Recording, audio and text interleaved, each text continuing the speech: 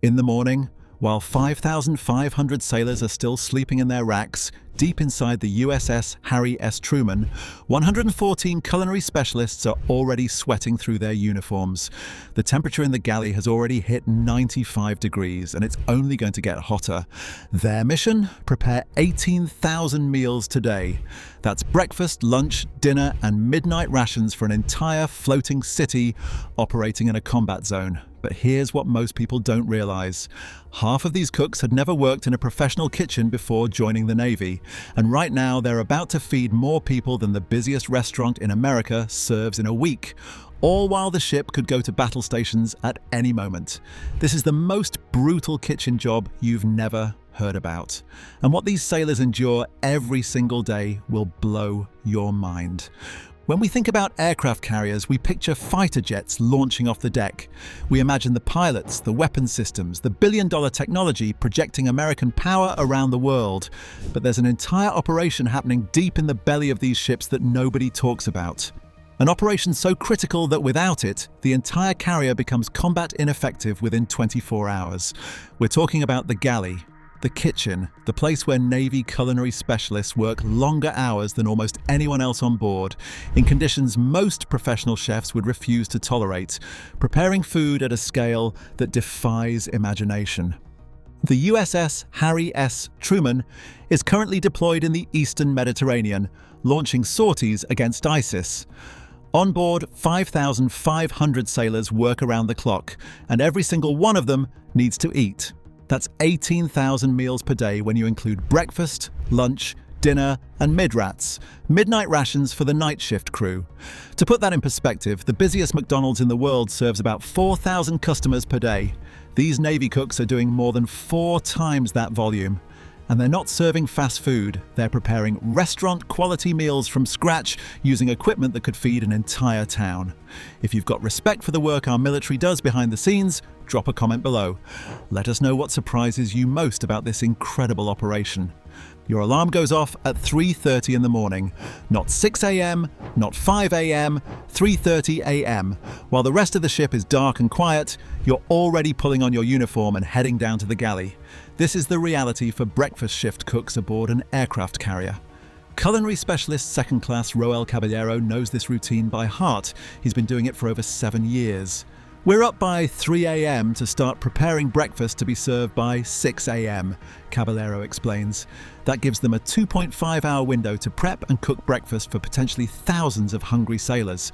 Some of the culinary specialists stationed on lower base galleys have to walk to work in the pre-dawn darkness, navigating steep ladders and narrow passageways while the ship rocks beneath them. The galley is already hot, not warm, hot. By the time the ovens fire up and the grills heat, the temperature will climb past 110 degrees. In the bakery, it regularly hits 120 degrees or higher. That's before the sun even rises. And these cooks will be standing in that heat for the next 12 to 16 hours. There's no calling in sick. There's no slow morning. By 6 a.m. sharp, the first sailors will start lining up for breakfast. And the golden rule of the galley, according to Caballero, is simple. The meal must be right and on time. Period. No excuses, no exceptions. The entire ship depends on it. Here's what makes this job even more remarkable. The skill level among Navy culinary specialists varies wildly. Chief Petty Officer Naomi Goodwin, who oversees officer meals aboard the Truman, describes it perfectly. Everything from chefs to people who never boiled water before. That's not an exaggeration. That's a direct quote. Some sailors reporting to their first ship come from professional culinary backgrounds. They worked in restaurants, they went to culinary school, they know their way around a kitchen. Others, they'd never cracked an egg before boot camp. The Navy takes these raw recruits and puts them through Culinary Specialist A School at Fort Lee, Virginia. It's an intense program that teaches everything from basic knife skills to advanced cooking techniques. But more importantly, it teaches them to think in bulk. Cooking for 5 people is completely different from cooking for 5,500. The challenge isn't just making food taste good, it's making hundreds of pounds of food taste good, all prepared simultaneously, all timed to be ready at exactly the same moment. When these young sailors arrive on their first carrier, reality hits like a freight train. Petty Officer Second Class Brandy Royal, who prepares meals for enlisted sailors E6 and below, explains the shock. On deployment, there's nowhere else to go, so it's mass production we've got to adjust to. At home port, sailors have options. They can eat on the ship or grab food in town. But deployed in the middle of the Mediterranean, the galley is the only option. Everyone eats here. The volume is relentless, the pace is brutal, and the margin for error is zero. These young cooks have to level up fast because 5,500 people are counting on them not to screw up. Walk into one of the carrier's 7 galleys and you'll see equipment that looks more like factory machinery than kitchen tools. These aren't your grandmother's pots and pans. Start with the kettles. These massive vessels hold 80 gallons of liquid. That's enough to fill a standard bathtub. Imagine trying to stir 80 gallons of soup while it's boiling. Now imagine doing it while the ship is rocking in heavy seas. The dough mixers can handle 60 pounds at a time, churning out fresh bread daily. That's not 60 ounces. 60 pounds! The industrial ovens can cook hundreds of pounds of meat simultaneously. Picture opening an oven door and seeing 200 chicken breasts laid out in perfect rows, all cooking at once. The fryers are equally massive. On any given day, they're cranking out hundreds of pieces of fried chicken, fish, and French fries. The griddles stretch for feet, covered with eggs, pancakes, and bacon during breakfast service. Then there are the mixers. These stand-up industrial mixers are taller than most people. They can mix massive batches of batter, dough, or any other preparation the culinary specialists need. But having the equipment is only half the battle. The real challenge is the space. These galleys are incredibly cramped. Every square inch on a carrier is accounted for. Space is premium real estate. So these cooks work shoulder to shoulder, constantly navigating around each other, moving heavy equipment through narrow spaces, all while maintaining the frantic pace that feeding 5,500 people demands. The bakery deserves special mention. This is where the ship's fresh cookies and bread come from, and the smell of fresh-baked cookies wafting through the passageways, that's an intentional morale booster.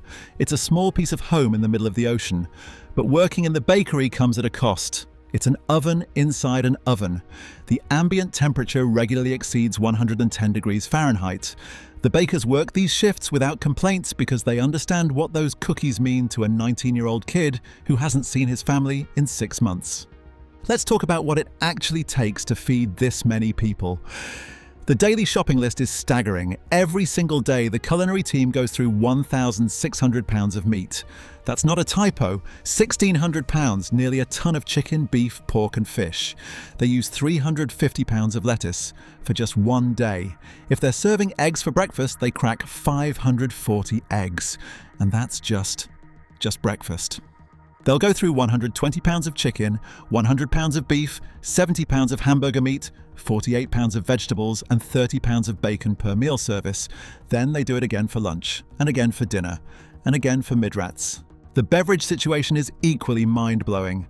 The ship brews 20,000 cups of coffee daily.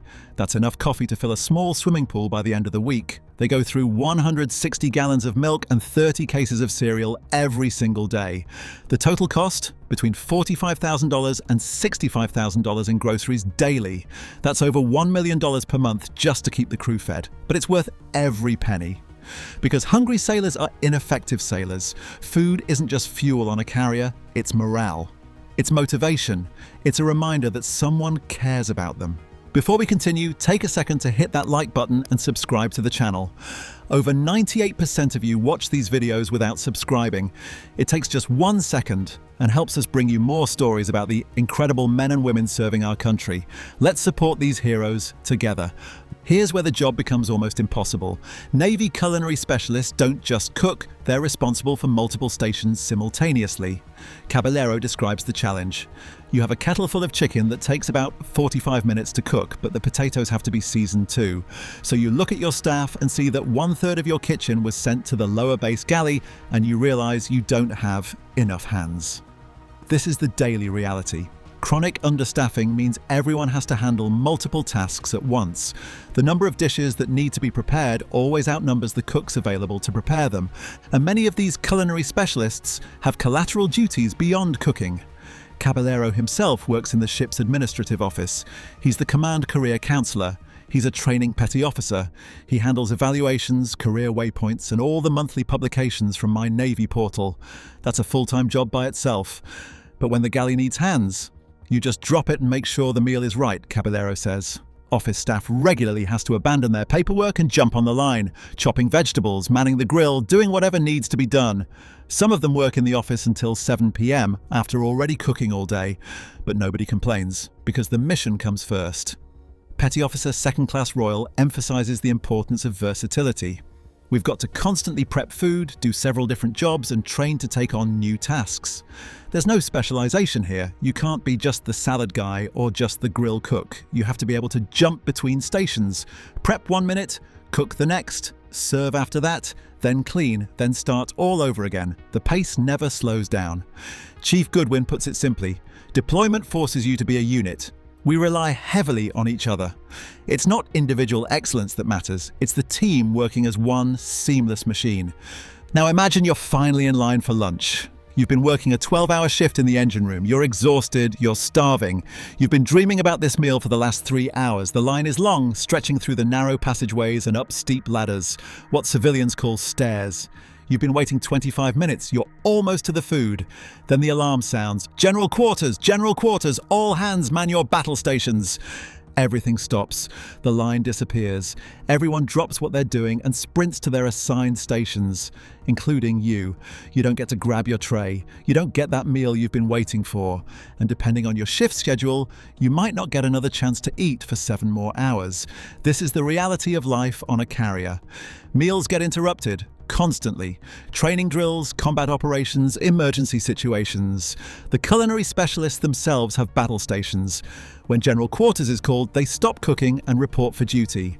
They're trained in damage control, firefighting, and emergency procedures just like everyone else. Then there's the equipment.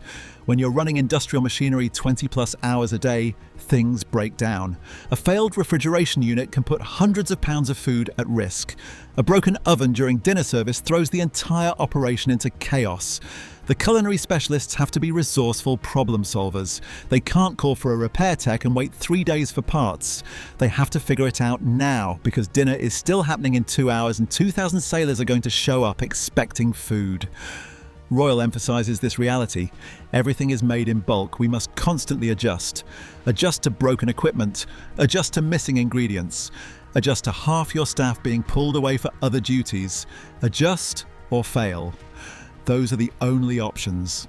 Aircraft carriers can't just run to the grocery store when they run low on milk. They operate for weeks at a time without touching land. So how do they keep the galleys stocked? Resupply ships. Every 7 to 10 days, a supply vessel pulls alongside the carrier.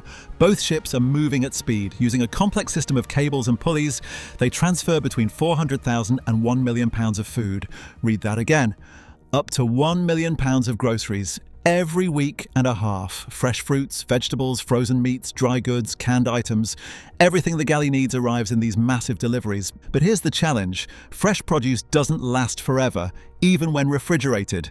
The carrier has specialized storage technology to help. Refrigerated compartments are fitted with ethylene filters that reduce the gases that cause produce to over-ripen. The storage areas are organized like a commercial warehouse with pallets of food stacked floor to ceiling. Supply officers meticulously track expiration dates. There's a careful rotation system to prevent waste, and the freezers operate on a unit-by-unit defrosting schedule based on the planned menu. Nothing can be wasted, space is too precious, money is too tight, and the next resupply is always days away. As time passes between resupply runs, the menu naturally shifts. Early in the cycle, there are fresh salads and crisp vegetables. Later on, canned and frozen alternatives become more common. Sometimes regional ingredients make it into the deliveries, adding variety to the menu. When operating near Greece, feta cheese might appear. Near Italy, fresh pasta. The culinary specialists get creative, making meals taste fresh even when working with preserved ingredients. It's another example of their problem-solving skills. Make it work with what you have, because complaining about limited ingredients doesn't put food on the plates. The Navy operates on a 21-day rotating menu cycle. That means sailors aren't eating the same meal twice in a 3-week period. The variety is intentional and important. There's Taco Tuesday, which is exactly what it sounds like and is wildly popular. There's Mongolian Grill, which Royal describes as similar to PF. Chang's, where sailors can customize their stir-fry. The menu includes comfort food, international cuisine, and themed meals. Everything from BBQ chicken to pasta with chicken and tomato sauce, to mashed potatoes and steak with gravy. This isn't military slop, this is restaurant-quality food prepared from scratch. And then there are the special occasions.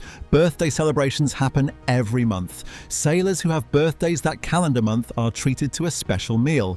There's a white tablecloth, wine glasses, nice music playing, and the main course is either prime rib or lobster. These aren't cheap frozen dinners. These are high-quality cuts prepared by skilled cooks. Chief Goodwin explains why this matters. Everything in life is surrounded by food. When you're deployed for 6 to 9 months, separated from everyone you love, working 12-hour days in dangerous conditions, a birthday dinner with white tablecloths becomes incredibly meaningful. It's recognition. It's celebration. It's humanity in an environment that can feel cold and mechanical. For holidays, the galley goes all out. Turkey and all the fixings for Thanksgiving. Ham for Christmas, special desserts. The culinary specialists understand that these meals carry emotional weight.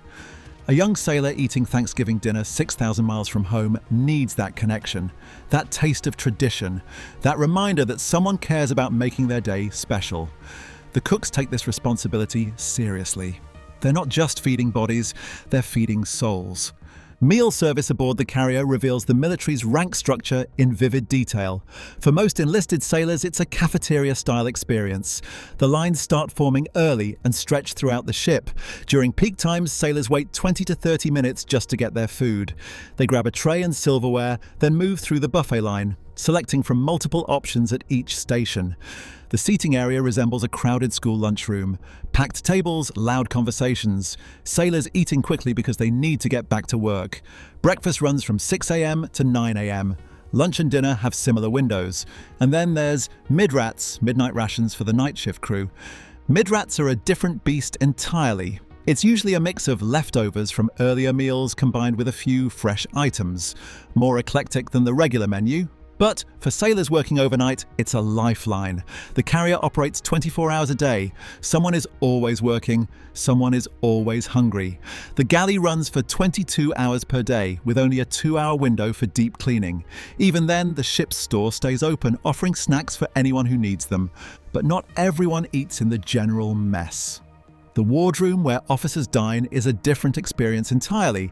Padded chairs instead of benches, navy tablecloths, attentive servers, Friday brunch as a special treat. The food quality is similar, but the atmosphere is refined, almost restaurant-like. And then there's the captain's cabin. The commanding officer has a personal chef who crafts specialized menus, confit duck, individual desserts with French influences, elevated cuisine that reflects the responsibility and rank. This division exists throughout military life, but in the galley, it's particularly visible. The same culinary specialists who prepare food for the general mess also prepare meals for the wardroom and the captain. They understand that everyone eats, everyone has needs, and their job is to take care of all of them, regardless of rank. Chief Goodwin, who oversees officer meals, doesn't see it as favoritism. She sees it as maintaining the standards appropriate for each group while ensuring everyone is well fed. Let's talk about the bigger picture. Food on an aircraft carrier isn't just about nutrition, it's about combat readiness. A hungry crew is an ineffective crew. Low morale spreads like wildfire in close quarters. One bout of food poisoning could sideline dozens or even hundreds of sailors, crippling the ship's ability to function. The culinary specialists are force multipliers. Their work enables every other operation aboard the carrier. When an F/A-18 launches to defend American interests, the pilot flying it was fed by a culinary specialist. When the ship's crew wins awards for readiness and performance, the galley played a direct role in that success. These men and women work in obscurity. They don't get the recognition of a fighter pilot.